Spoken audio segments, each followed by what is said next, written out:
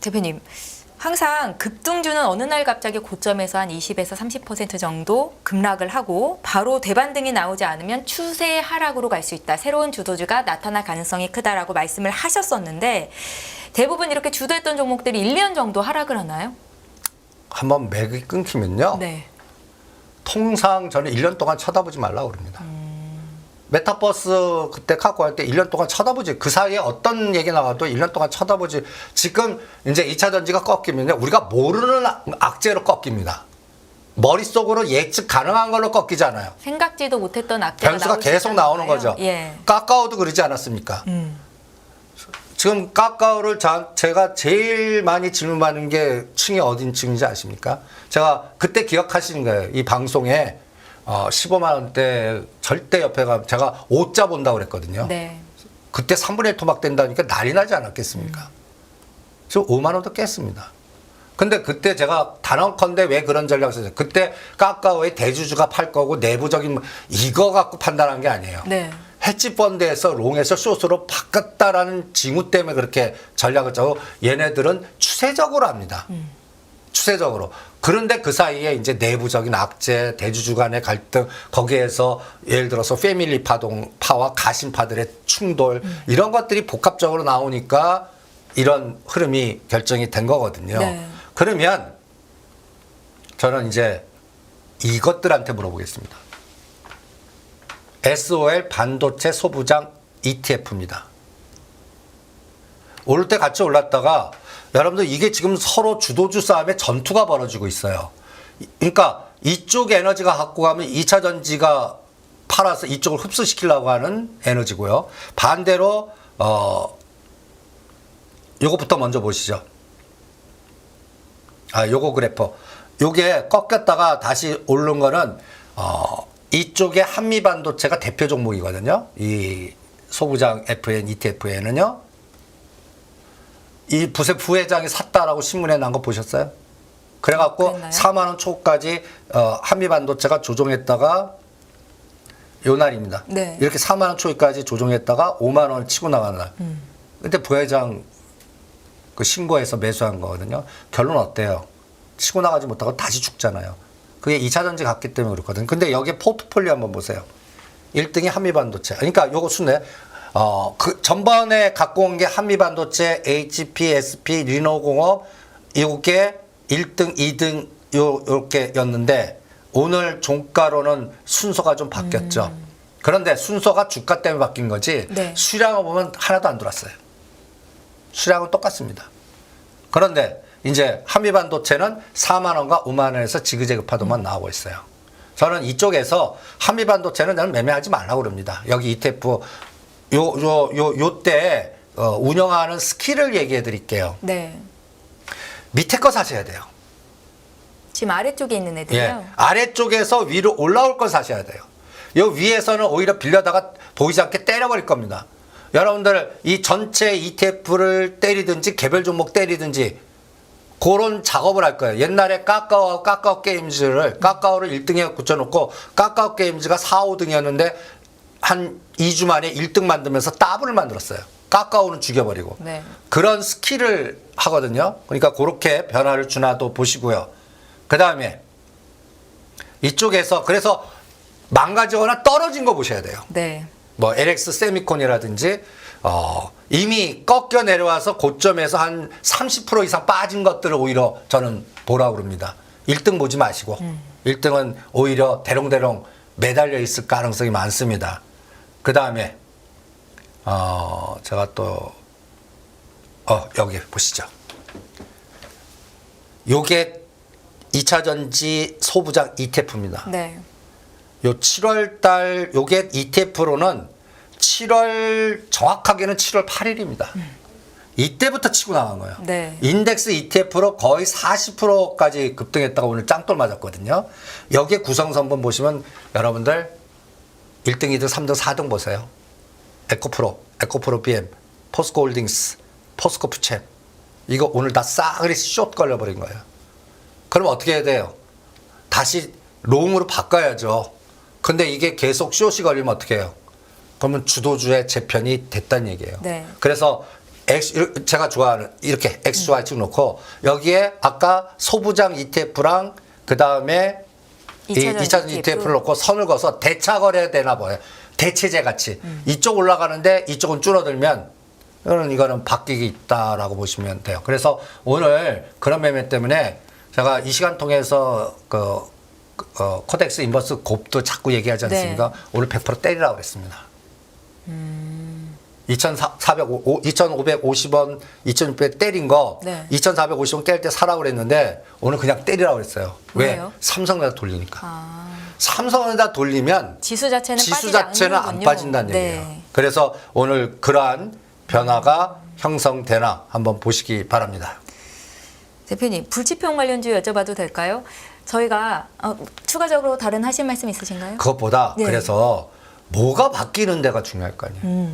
그렇죠. 뭐가 바뀌는 게. 저는 이 증권 당국에서 알면서 그러는지 왜 지금 위클리 옵션 제가 목요일 때문에 매주 목요일 날 만기되는 거 월요일로. 이것 때문에 삼성전자나 시가상정부터 제가 심지어는 하지 말라. 삼성전자 500원 예측해라. 그렇게 지금 얘기하는 사람 아닙니까? 네. 삼성전자 500원 변동성에 1억 투자하는 것보다 300만 원 투자하면 어떤 때는 뭐 500%, 1000%, 그다음에 제가 최고 많이 경험한 게 거의 5천에서 10,000% 이 짓을 변동을 하거든요. 그런데 이제 이 상품을 또 만듭니다. 어떤 건가요? 월요일 만기의 위클리 옵션. 안 그래도 지금 시청자분들께서 이게 어떻게 변하는 건지 의미하는 바가 뭔지를 궁금해 하시더라고요. 그럼 매일마다 변동성, 이제 파생의 꼬리 변동성이 여러분들 갖고 있는 시가상위 종목들 쇼스 걸리는 거를 심장 이유 없이 급락시켜버리는 겁니다. 이 갖다 해서 하방 위클리 옵션 푸대 수익을 300%, 500%, 1000% 먹으려고 네. 현대차, 삼성전자를 3%, 5% 죽여버리는 거예요. 이게 이제 만기 한 구조면 괜찮은데 두 개 상품이 돌아가요. 쌍절곤이 돌아간다는 얘기. 네. 얼마나 어지럽겠습니까? 그러면 제가 이 그림을 한번 갖고 와봤어요. 네. 목요일 날 만기에서 다음 주 목요일 날. 근데 새로운 상품이 월요일 날 만기에서 또 월요일 날로 끝나는 이게 같이 겹치는 겁니다. 그래서 제가 요 녹색을 이렇게 딱 그려놓은 거는 이날이 완전히 예를 들어서 목요일 상품이 만기된 하루 전이에요. 그 다음에 금요일 날은 이제 목요일 날 끝나고 새롭게 시작해서 시간이 굉장히 토요일에서 널널했는데 이제 월요일 만기 상품이 바로 되니까 이게 또 만기 전날이에요. 네. 그러면 시간 가치의 변동성이 D-1에서 제일 극단적으로 나옵니다. 그날과 D-1에 하루밖에 생명이 안 남아갖고 불가능하던 걸 가능할 때 외과에서 대박 나오고 튼튼하게 두터웠던 게 갑자기 3%, 5% 죽이면서 휴지돼 버리고 이 작업이 어마무시하게 시장에 영향력을 주면서 시가 상위 종목들의 변동성을 야기시킬 겁니다. 그러니까 파생 시장의 변동성이 커질 거고 그게 시가총액 상위 종목군들에도 그대로 반영이 될 것이다. 근데 왜 하는 거예요, 이렇게? 저도 모르겠어요. 그러니까 압력에 의해서 한 것 같아요. 이거 왜 허용해? 그리고 15분 앞당겨요. 네. 그러면 이 15분이 전투를 우리는 9시에 딱 준비하는데 파생 시장에는 15분 미리 하게끔 만들어주는 거예요. 네. 그러면 이게 또 어떤 영향이냐면 거기에서 공격이 대형주를 끌고 들어갑니다. 그럼 미국 시장을 이용하는 에너지를 15분 안에 이거를 미국 시장 올랐다? 와, 우리 오를 줄 알았는데 거기다가 대놓고 떨어뜨려버리면 시가상위 종목 거기에 따라가는. 네. 그러면 우리가 합리적으로 예측할 수 없는 상태의 변동성을 또 경험하실 거라고요. 거기에 이제는 또 2차 전지 사이클이 시가총이 커져서 삼성 하나 이게 비등비등해진 거예요. 그러니까 수가 많아진 거예요. 사용할 갖다 얘기해서 현물과 그 다음에 선물의 합성 전략 갖고도 머리 복잡한데 미결제 갖고 네. ETF 갖고도 또 아까 롱숏을 반도체와 2차 전지 갖고도 롱숏. 이러니까 이 바람의 중심 이 선이 3개, 4개가 돼버리니까 이게 뭐 동남풍인지 모르는 거예요. 회오리 바람만 나오거나 어느 순간에 토네이도 던져버리고 이런 변동성이 끔찍해질 것 같아요. 이제 저는 그래서 오늘 시장 딱 보시면 네. 파생 매매 하시는 보면 순식간에 급락시키고 순식간에 급등시킵니다. 이제는 3포인트, 5포인트가 장중에도 왔다 갔다 할 수 있는 장을 만들어 준 거예요. 그럼 삼성전자 마이너스 1,000원, 1,500원 만들어 놓고 보합도 만들어 놓을 수 있어요. 이렇게 허용해 준 것 같습니다. 이게 우리나라 증시가 선진지수로 가는데 필요한 부분이었을까요, 대표님? 아닙니다. 아니에요. 선진지수 들어가려면 야간 시장 허용해 준다든지 그 환율 시장에 다른 방법을 쓰면 될 텐데 이 파생 시장 상품을 더 극대화시켜 주는 것 같아요. 여러분들 우리나라 파생 에너지는 다 죽었습니다. 그게 답답할 뻔. 그러니까 방어하는 네. 중소형 증권사나 이러한 파생 전문팀들이 있어갖고 뭔가 좀 이쪽에서 온 거면 이쪽에서 쏘 반대로 뭔가 싸움판을 이렇게 규모 커질 수 있는 집단들이 있어야 되는데 네. 각 증권사들이 파생팀들이 옛날에는 대형사에 다 있었는데 다 전멸됐어요. 다 아웃됐고 팀으로 운영되는 게 뭐 KR 선물이라든지 그다음에 파생팀이라고 해서 이제 몇 가지 이제 그 전문팀으로 하는 중소형 증권 몇 군데 있고 네. 대형사들은 다 지금 ETF에 다 몰입돼 있고 그러다 보니까 파생 시장이 완전히 점령군에 의한 방어자가 없어요. 제가 농담 삼아서 방어하는 사람 나밖에 없다라고 농담 삼아 얘기하는데 네. 어떤 때 매매하다 보면 공격하는데 받아내는 에너지들이 없어요. 그러니까 와, 참 이거 문제다라는 생각이. 그래서 우리 시장은 이게 이제 ATM기로 전락될 것 같습니다. 더 앞으로 시가상이. 그래서 제가 여러분들한테 삼성물산 하지 마세요. 현대모비스 하지 마세요. 파생 매매하다 보면 그 삼성물산 끔찍하지 않습니까? 네. 종합상상하는데 이번에 삼성물산 들고 계신 분들은 치가 떨리실 거예요. 다 빌려다가 대차 매매만 해요. 그러니까 삼성물산 현대모비스 어때 사용되는지 아십니까? 어떤 걸 공격할 때 레버리지 할 때 100억을 걸어요. 내 돈 10억 넣고 삼성물산 그 다음에 현대모비스를 담보로 90%를 집어넣어 버려요. 이런 데다 사용하니까 이게 방향성을 안 준다고요. 지금 그런 게 더 다양해진 것 같습니다. 그래서 네. 이 선을 잘 보시기 바랍니다. 요번에 여러분들 7월 14일 날이 350 돌파할 줄 알았더니 삼성전자 73,500원 꽂고 반대로 죽인 날입니다. 21일 날 340 돌파하자마자 바로 또 급등시켰습니다. 요번에 오늘도 347단을 저항을 만든 거예요. 그리고 죽였거든요. 거기에 공격이 삼성전자입니다. 그래서 오늘 또 이제 그래서 요번에 또 339나 345면 또 한번 저는 롱에다 승부를 걸어보겠습니다. 이제 삼성전자 돌릴 것 같으니까요. 네. 그러니까 삼성전자가 여러분들 2차 전지 때문에 핑계될 수도 있겠지만 이 장에 삼성전자를 7만 전자를 깨서 오늘 68,000원을 만들었습니다. 68,000원. 미국 시장이 빅테크가 나쁜 게 아니에요. 네. 나쁜 게 아니에요. 좋고 주가도 계속 오르고. 예. 또 재료는 다 좋다고 그래요.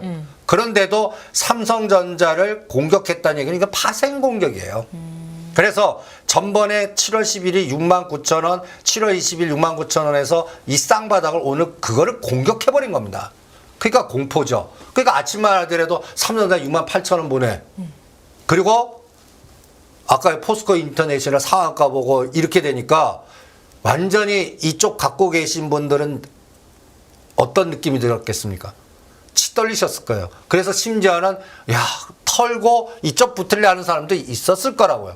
그래서 오늘 거래 없이 급락한 우량주나 개별주가 무지 많습니다. 이런 현상 때문에 저는 그런 현상이 나왔다고 봅니다. 대표님 오늘 코스피 코스닥 합쳐서 거래 대금이 60조였다고 하더라고요. 이것도 어떤 영향이 있는 겁니까? 그러니까 그 부분이 근데 그 전체 부분에 다 배터리 관련된 종목들이 다 거의 대부분을 차지할 겁니다. 그쪽이 거래 대금이 없었어야 돼요. 그러니까 이런 게 또 이제 앞으로 또 그 문제를 더 극단화시킬 것 같아요. 그래서 오늘도 이게 삼성전자 한번 보시죠. 네. 추세는 계속 매수입니다. 그런데 최근에 7만, 요게 7월 20일이 400만 주 팔았다 좀 샀다가 오늘 때렸어요.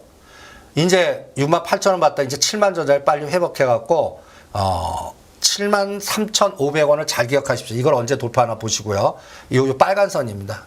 오늘 저는 이 그림이 저는 의도적인 에너지의 그 몇천억 에코프로비엠 판 세력이 이쪽을 샀더라고요.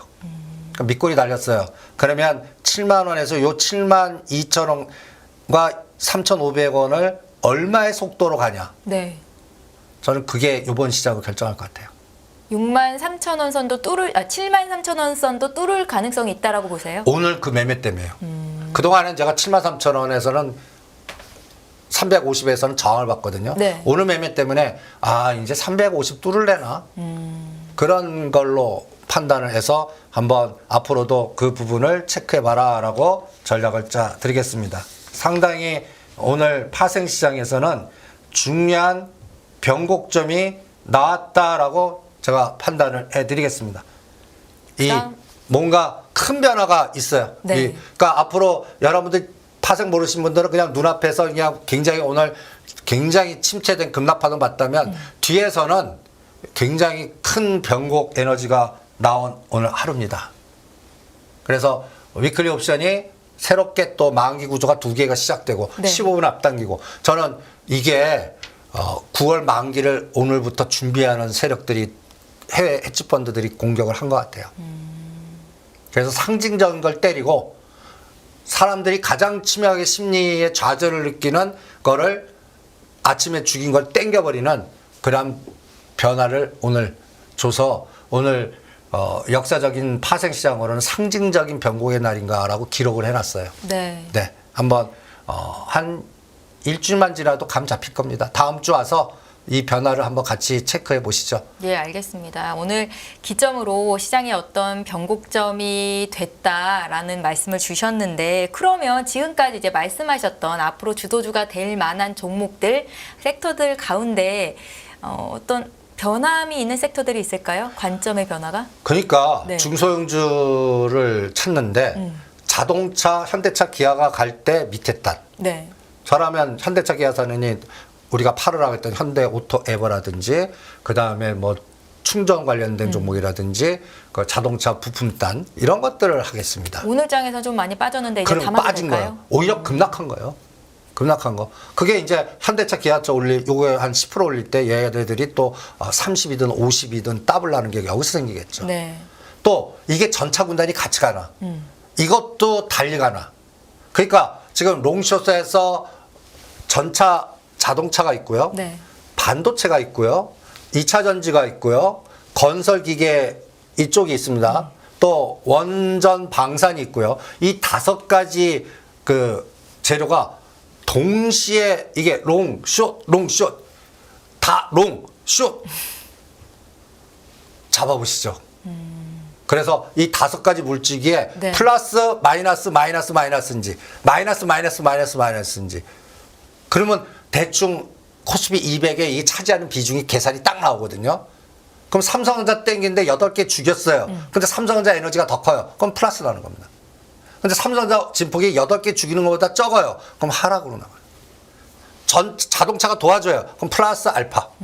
이렇게 계산을 보면 그날 변동의 계산이 거의 수학적으로 계산이 될 거예요. 이런 알고리즘 돌리겠다라는 얘기입니다.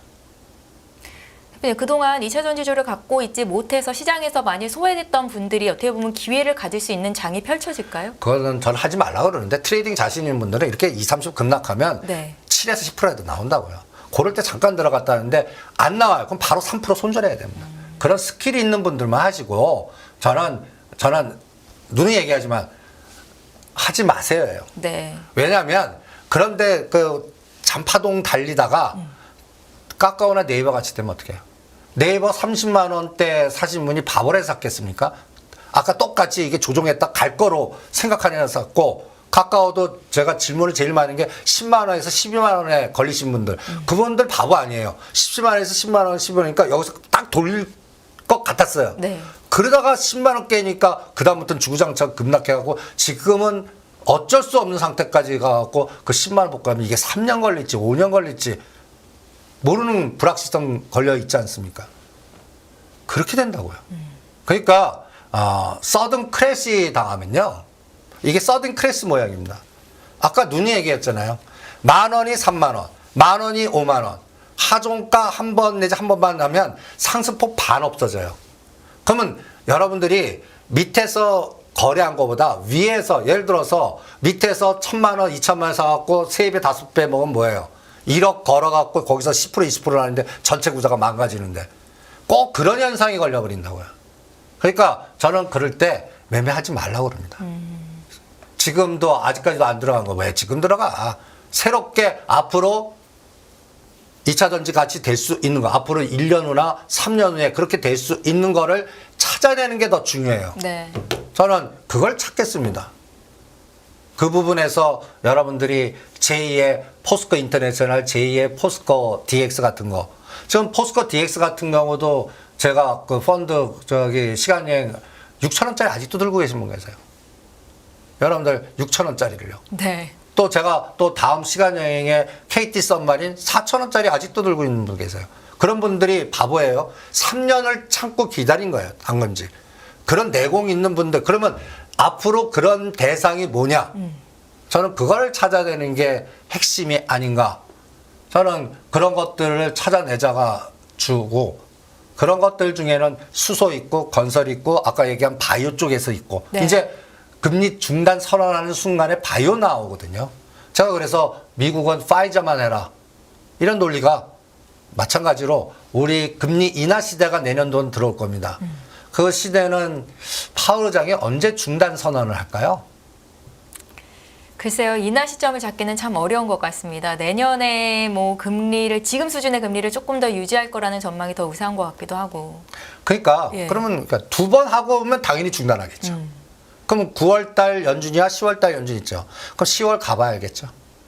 그러니까 금리 중단 선언은 금년은 아니라고요.